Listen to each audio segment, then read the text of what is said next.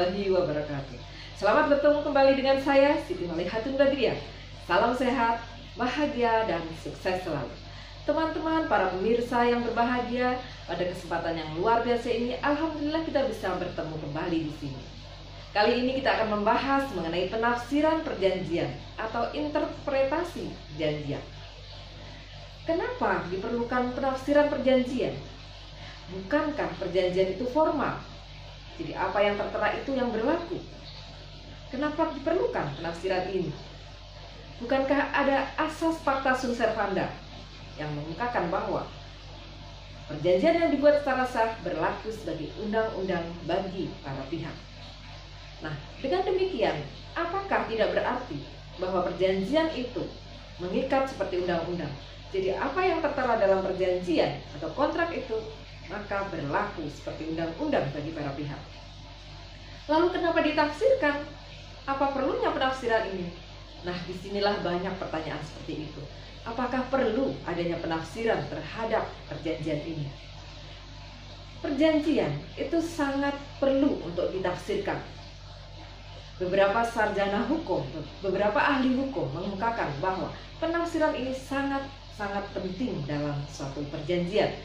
Antara lain, Scholten, Profesor Sutikno Pertokusumo, seorang guru besar dari Universitas Gadjah Mada, ahli hukum perdata, juga mengungkapkan demikian, bahwa begitu pentingnya penafsiran dalam suatu perjanjian. Kenapa? Kenapa sangat perlu? Karena ada kemungkinan bahwa perjanjian itu tidak lengkap dan tidak jelas.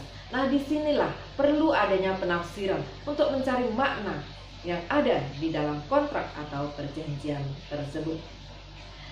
Nah, penafsiran atau interpretasi perjanjian ini merupakan salah satu metode penemuan hukum, yaitu untuk menemukan hukum terhadap peristiwa yang konkret, terhadap sesuatu peristiwa yang konkret. Yang sangat penting dalam suatu penemuan hukum ini antara lain adalah penemuan hukum dalam perjanjian, di samping ada penemuan hukum dalam undang-undang. Nah, jadi penemuan hukum dalam kontrak atau perjanjian ini jadi sangat penting. Ada berbagai macam metode penemuan hukum. Metode penemuan hukum yang pertama adalah metode penafsiran atau interpretasi. Metode penemuan hukum interpretasi atau penafsiran ini digunakan apabila ada peraturan hukumnya, namun di sini tidak jelas atau tidak lengkap. Nah, dalam hal ini antara lain adalah jika kita ada suatu kontrak atau perjanjian yang tidak jelas atau tidak lengkap, maka diperlukan ada metode interpretasi atau penafsiran ini. Jadi diperlukan penafsiran untuk menjelaskan atau untuk mencari makna yang ada di dalam peraturan atau kontrak yang ada. Kemudian yang kedua adalah metode penemuan argumentasi. Nah, dalam hal ini kalau terjadi kekosongan hukum, jadi peraturan hukumnya tidak ada untuk mengatur suatu peristiwa konkret. Nah, inilah diperlukan adanya metode argumentasi. Kemudian yang selanjutnya adalah metode penemuan hukum bebas. Mengenai apa yang dimaksud penemuan hukum, interpretasi, argumentasi, penemuan hukum bebas, pada saat mendatang nanti akan kita bicarakan lebih lanjut. Nah, kali ini kita hanya akan membicarakan mengenai sekilas bahwa ada beberapa metode penemuan hukum ini. Nah, salah satunya adalah metode interpretasi atau metode penafsiran.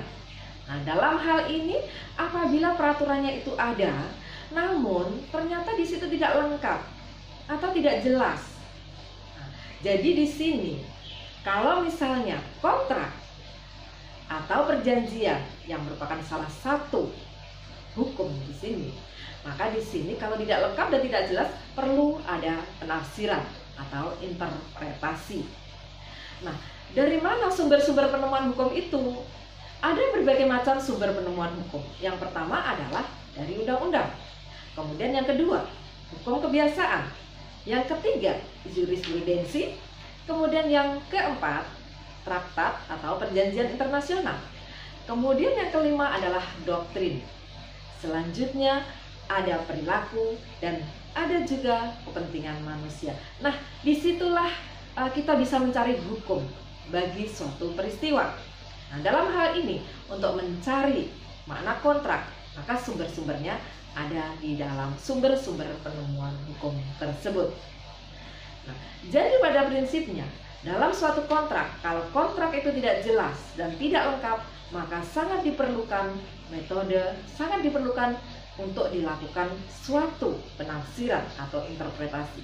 Untuk apa? Untuk mencari makna kontrak tersebut, untuk mencari makna yang ada di dalam kontrak tersebut, supaya kontrak tersebut bisa memberikan perlindungan hukum kepada para pihak yang membuat, maupun bagi masyarakat di mana perjanjian atau kontrak itu dibuat dan dilaksanakan. Nah, mengenai penafsiran atau interpretasi perjanjian ini di dalam Kitab Undang-Undang Hukum Perdata itu sebenarnya sudah diatur. Di mana diatur di dalam Kitab Undang-Undang Hukum Perdata? Kita bisa mencari di dalam pasal 1342 sampai 1351 Kitab Undang-Undang Hukum Perdata. Nah, mengenai penafsiran terhadap kontrak, di situ ditentukan bahwa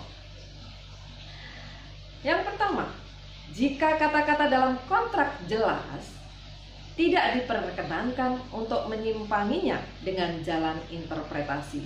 Artinya apa? Kalau kontrak atau perjanjian itu sudah jelas, kata-kata di dalam kontrak itu sudah jelas, maka tidak boleh dilakukan interpretasi atau penafsiran. Yang kedua, jika kata-kata suatu kontrak mengandung multi interpretasi atau multi tafsir, maka maksud para pihak lebih diutamakan daripada kata-kata yang ada di dalam kontrak tersebut. Jadi kalau ada multi tafsir di sini, maka di sini harus diutamakan maksud dari para pihak itu apa, dibandingkan dengan kata-kata yang tertera secara jelas di dalam di dalam kontrak tersebut. Kemudian yang ketiga, jika suatu kontrak dapat diberi dua makna atau dua arti, maka dipilih makna yang memungkinkan untuk dilakukan. Artinya bahwa kalau di sini ada dua makna atau ada dua penafsiran di situ, maka di sini harus ditafsirkan untuk makna yang bisa dilakukan, yang lebih memungkinkan untuk dilaksanakan kontrak tersebut. Kemudian yang keempat, jika kata dalam suatu kontrak bermakna ganda, maka harus dipilih makna yang paling sesuai dengan sifat kontrak tersebut. Kemudian yang kelima, jika perikatan mempunyai dua makna, maka pengertiannya harus disesuaikan menurut kebiasaan. Jadi berbagai macam dalam hal ini ya, kalau ada makna ganda, kemudian ada, maka di sini bisa ditafsirkan berdasarkan kebiasaan setempat, kebiasaan di dalam masyarakat sekitar di mana kontrak tersebut dibuat dan dilaksanakan. Kemudian yang keenam, syarat-syarat yang selalu diperjanjikan menurut kebiasaan harus dianggap telah termasuk di dalam kontrak walaupun tidak ditegaskan di dalam kontrak. Nah, jadi kalau misalnya menurut kebiasaan seharusnya yang biasanya ada di dalam kontrak dan ternyata tidak dicantumkan di dalam kontrak, maka dianggap ada di dalam kontrak tersebut. Jadi syarat-syarat yang selalu diperjanjikan dalam menurut kebiasaan.